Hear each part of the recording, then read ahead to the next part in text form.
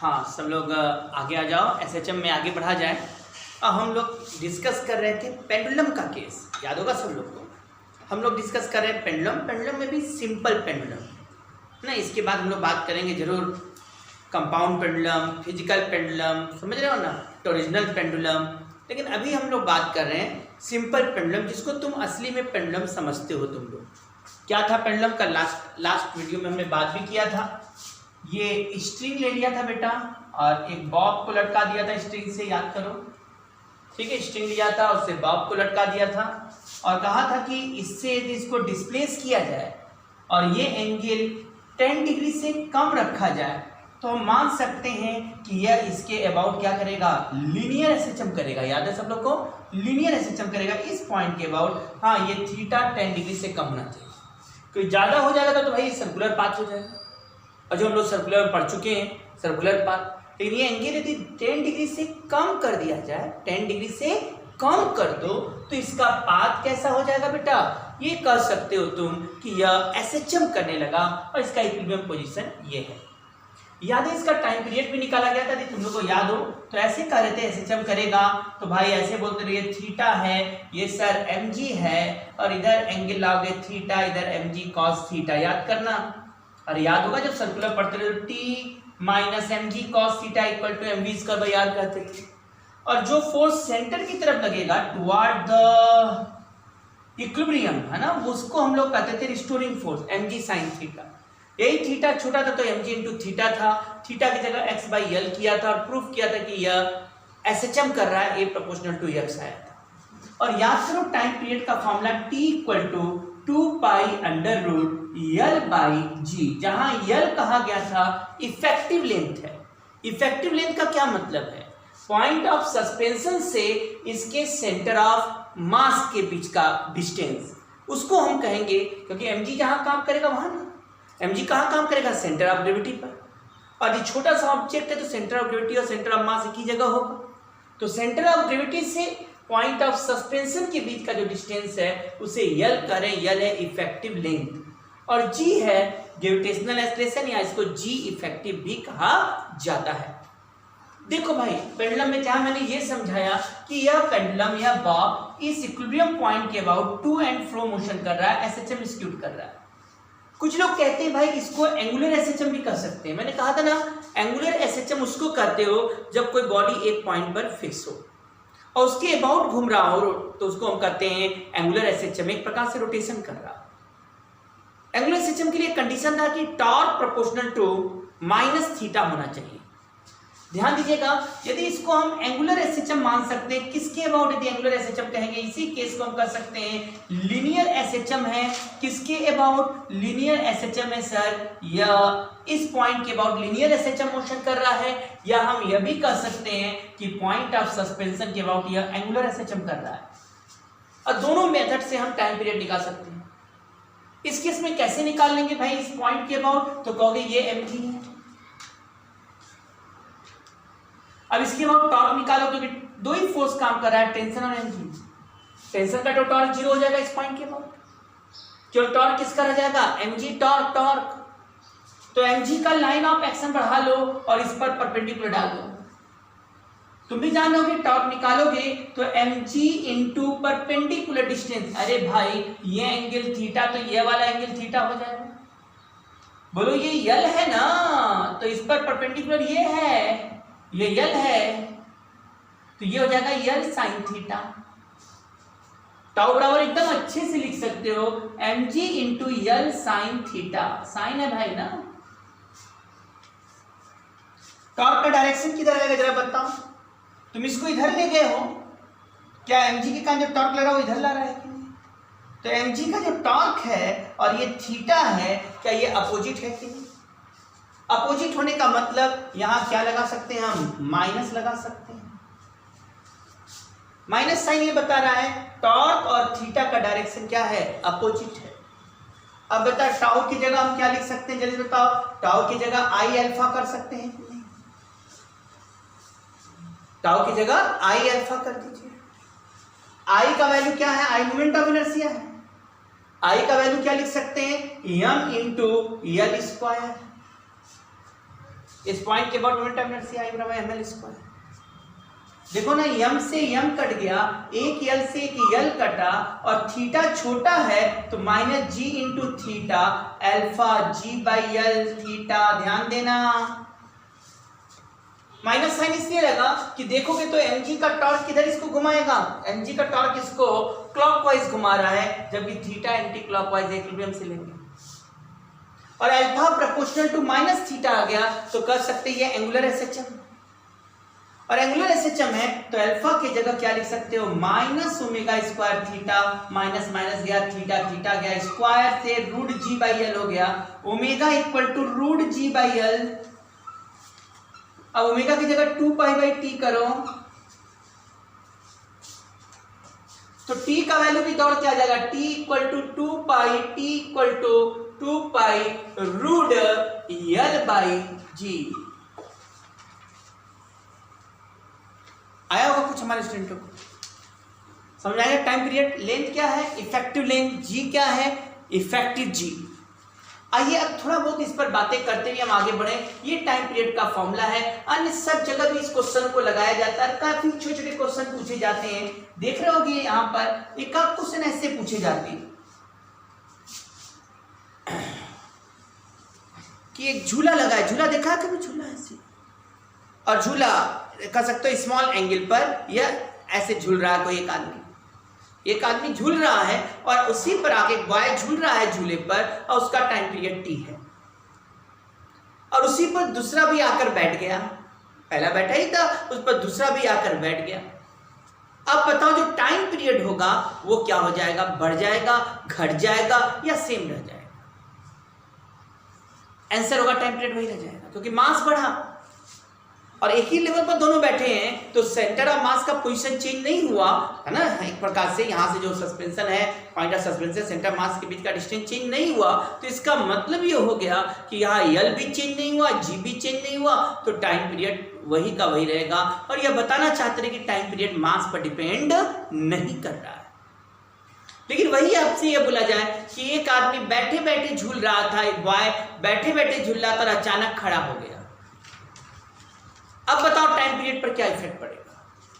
Sir बैठे बैठे झूल रहा था, अचानक खड़ा हो गया, सर यल कम हो गया, क्योंकि उसका सेंटर ऑफ मास ऊपर आ गया ना, सेंटर ऑफ मास यहां होता है नाभि के पास, तो अब यल कम हो गया तो टाइम पीरियड भी कम हो जाएगा। कुछ आ रहा है बेटा, अब दिमाग अच्छे से खोलो धीरे धीरे, तो टाइम पीरियड भी क्या हो जाएगा, कम हो गया।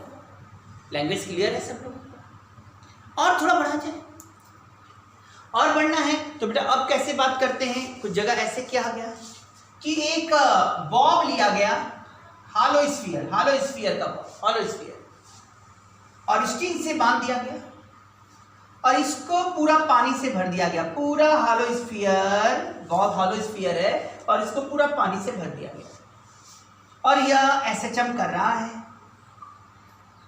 यह एसएचएम कर रहा है और इसमें हल्का सा एक होल कर दिया गया। क्या कर दिया गया बेटा, होल कर दिया गया, इसमें हल्का से एक होल कर दिया, यहाँ होल कर दो, होल कर दो, होल कर दो, हल्का सा होल कर दिया। अब पानी गिर रहा है और ये क्या कर रहा है, एसएचएम कर रहा है। अब बोलो टाइम पीरियड क्या हो? तो यहाँ देखा जाए तो टाइम पीरियड पे मास पर तो डिपेंड करता नहीं है, तो मास कम होने से कोई मतलब नहीं है। लेकिन हाँ ये भी बात है, जरा समझे ना, जैसे जैसे जैसे जैसे ये पानी गिरता जाएगा तो क्या मास ऐसे होते जाएगा, कम होते जाएगा, तो सेंटर ऑफ मास किधर जाएगा, नीचे जाएगा। सेंटर ऑफ मास कहते हैं ना उस पॉइंट के बाद जिसके बाद मोमेंट ऑफ मास जीरो है, मास इधर की तरफ ज्यादा हो रहा है तो आप समझ रहोगे इधर इधर चलने लगेगा, सेंटर ऑफ मास नीचे जाने लगा तो इफेक्टिव लेंथ बढ़ गया तो टाइम पीरियड बढ़ने लगा। लेकिन कब तक, जब ये आधे के नीचे जाएगा, एक समय आएगा जब काफी नीचे जाएगा, आधे के नीचे चला जाएगा, तो उस समय अचानक तुम देखोगे इधर मोमेंट ऑफ मास को बैलेंस करने के लिए अब सेंटर मास नीचे नहीं जाएगा, सेंटर मास ऊपर आने लगेगा, क्योंकि ये भी तो मास है। इसके कंपेयर में ये इतना नीचे चला गया कि अब सेंटर मास नीचे जाने की जगह क्या हो गया, ऊपर आना शुरू कर दिया। और जब ये पूरा खाली हो जाएगा तो फिर सेंटर ऑफ मास वहीं आ जाएगा जहां पहले था। इसका मतलब पहले सेंटर ऑफ मास नीचे गया फिर ऊपर आया, क्योंकि ये खाली वाला मास भी तो बढ़ता जाएगा, तो आपका तो पहले नीचे जाएगा, फिर धीरे धीरे क्या होगा, जब पानी काफी नीचे आ जाएगा, आधे से काफी नीचे आ जाएगा, तो ये सेंटर मास धीरे धीरे ऊपर जाएगा, और जब खाली होगा तो फिर वहीं आ जाएगा जहां पहले था। मतलब क्या हुआ, पहले इफेक्टिव लेंथ बढ़ा, फिर घटा, अब फिर वहीं आ गया जहां से स्टार्ट किया। तो इसमें टाइम पीरियड पहले बढ़ेगा फिर घटेगा। बात समझे? पूरा खाली होने पर वही हो जाएगा जो पूरा भरे होने पर टाइम पीरियड था। तो ये भी क्वेश्चन बड़ा फेमस है, जगह जगह लोग पूछा करते हैं इसमें टाइम पीरियड के बारे में। क्या पहले इतना समझ में आया सबको? अब लोग क्वेश्चन ऐसे बोलते हैं भाई कि लो भाई हमने लिख लो क्वेश्चन, चलो लिखो लिखो, लिखिएगा। ए pendulum of length L having a solid bob of density D, having solid bob of density D, having solid bob of density D, pendulum is vertically suspended, pendulum is vertically suspended and bob immersed in liquid, and bob immersed in liquid, and bob immersed in liquid of density D by 10, of density D by 10.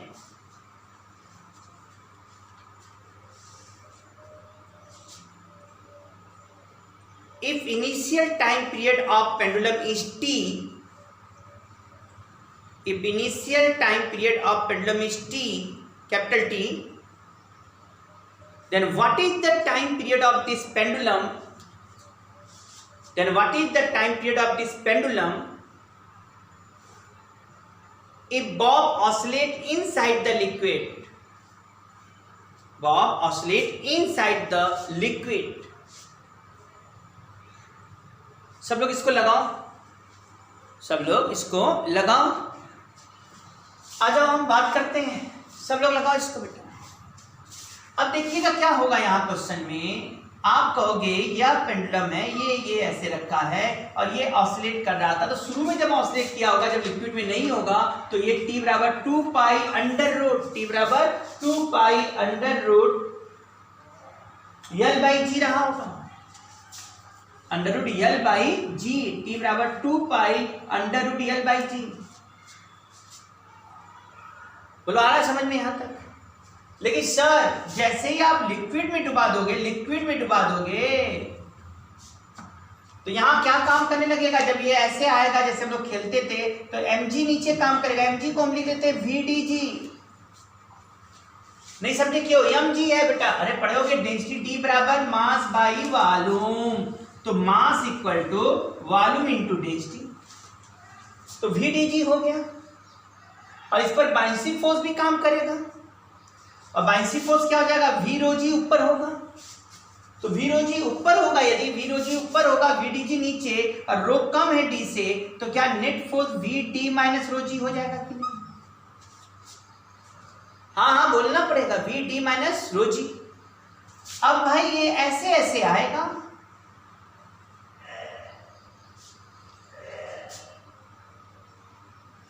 यदि ये ऐसे ऐसे आएगा vd minus rho जी, तो अब इसका component इधर तोड़ोगे, ये एंगल थीटा, तो तुम भी जान लोगे बड़े अच्छे से ऐसे करके, ये 90 माइनस आता है ना बेटा, ये 90 माइनस थीटा, ये थीटा, ये थीटा, ये थीटा आ जाएगा। ये डायरेक्ट कर दो ना, ये थीटा तो ये थीटा, क्योंकि भाई करस्पॉन्डिंग एंगल।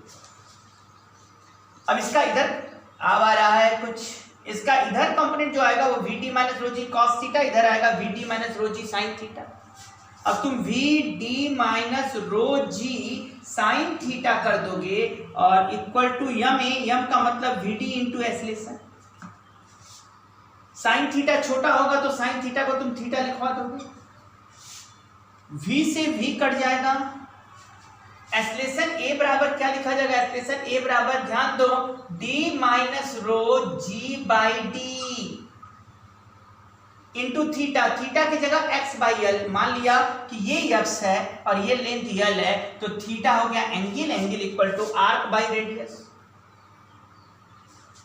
समझ गए होगे सब लोग, बड़े अच्छे से लिख सकते हो ये 1 minus rho by D G by L into x, और माइनस साइन तो रहेगा ही। क्यों माइनस साइन रहेगा? क्योंकि ए और एक्स का डायरेक्शन अपोजिट है, ए इधर की तरफ है और एक्स इधर। ये वाला टर्म क्या हो जाएगा बेटा? ओमेगा स्क्वायर कर लो खुद से। जब ओमेगा स्क्वायर होगा तो टी डैश बराबर क्या लिखाएगा? 2 पाई, आराम से ओमेगा डैश कर लेना बेटा, ओमेगा स्क्वायर एक्स कर लेना, एक्स एक्स कटेगा, omega equal to under root this much आ जाएगा। फिर से समझा दे अच्छे से, क्या आ रहा है सब लोग को समझ में?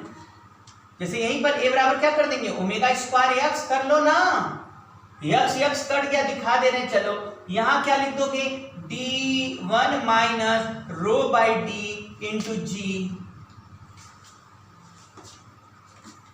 By L. अब बताओ आप लोग स्क्वायर हटाओगे तो क्या ये अंडर रूट में आ जाएगा? ओमेगा की जगह 2 पाई बाई टी नहीं कर सकते हो? क्या आ जाएगा? टी बराबर 2 pi L by G 1 minus rho by D. इसको डिवाइड कर दो तो T dash by T, 2 pi cut गया, एल कट गया, जी कट गया, और ये आने वाला 1, ये आने वाला है under root 1 upon 1 minus rho by d. Rho का वैल्यू कितना दिया मेरे क्वेश्चन में? ये तो बन गया फॉर्मूला एक प्रकार से। रो का वैल्यू कितना दिया मेरे क्वेश्चन में? D by 10। तो डी बाई 10 रखते डी डी कट जाएगा, यहाँ 1 बाई 10 आएगा, रख के देखो ये 9 बाई 10 हो गया शायद, और ये 9 बाई क्या लिख बोले थे समझ में आ रहा है? नहीं सर एक बार ध्यान देना जरा। रो हाँ सही है, डी बाई 10 यह आ जाएगा, यहाँ पर 9 बाई 10 ये ऊपर जाएगा, रूट 8 बाई रूट 10 बाई, यही ना होगा बेटा? हाँ, root 10 by 9। T dash equal to t root 10 by 3। Time period आ गया।